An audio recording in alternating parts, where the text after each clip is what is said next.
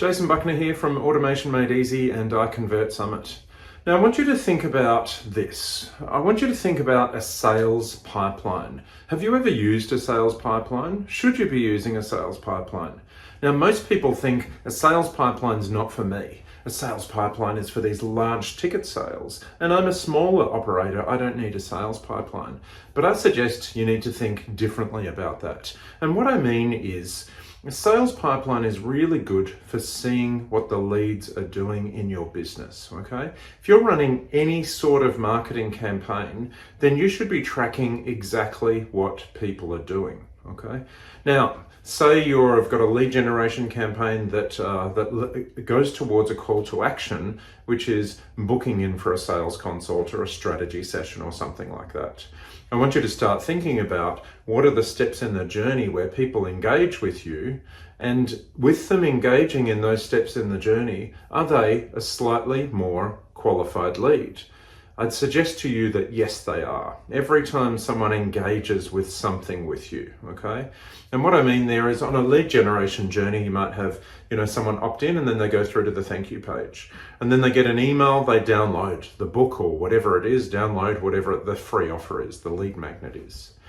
And then you might put them into a trust building series, yeah? And the trust building series might be a series of videos that engage with the original content. Yeah? So every time someone watches one of those videos, they're a little bit warmer lead. And then finally, maybe they take the call to action to book in for a consult with you. And at that stage, they're highly qualified. Yeah, but we can work backwards through different stages all the way back to them becoming a lead and give them a value. So when you've done all of these calls where people have booked in for a sales session for you, then you can go back and start calling the people that watched all of your videos, calling the people that maybe watched some of your videos, and then maybe having another follow-up campaign for those people that haven't engaged at all.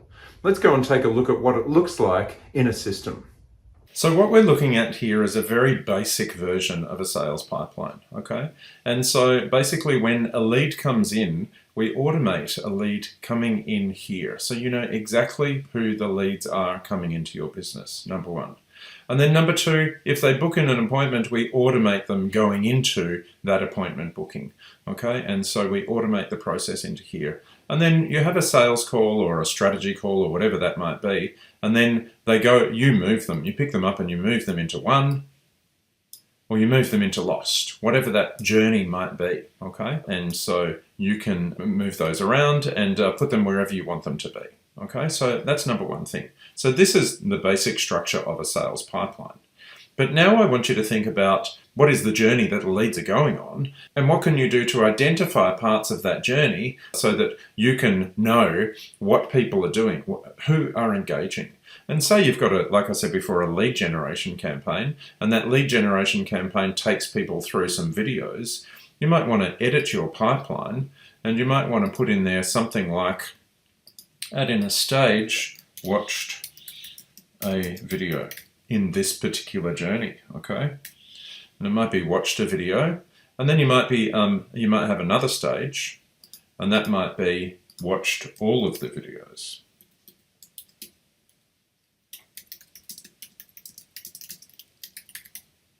Yeah, or something like that. Yeah, and so then we move that up to before appointment booked, and we move this one up to into there, and then we save that. And so then it looks a little bit more like this. So when a lead comes in, we automate them into the lead process inside here. And then when they watch one of our videos, we automate a process to go into here. And if they click through and they watch all of our videos, then we automate them into here, and then appointment booked, and then won and lost and all of that journey, okay? And so don't worry too much about the automation right now. What I want you thinking about inside here is, what are the steps where someone becomes a little bit more qualified? What do they have to watch in your eyes for them to become a little bit more qualified? And then that becomes a stage in your sales pipeline. So you do all of the appointment books, okay? So when someone books in an appointment, they automatically go into here. You do all of those, yeah?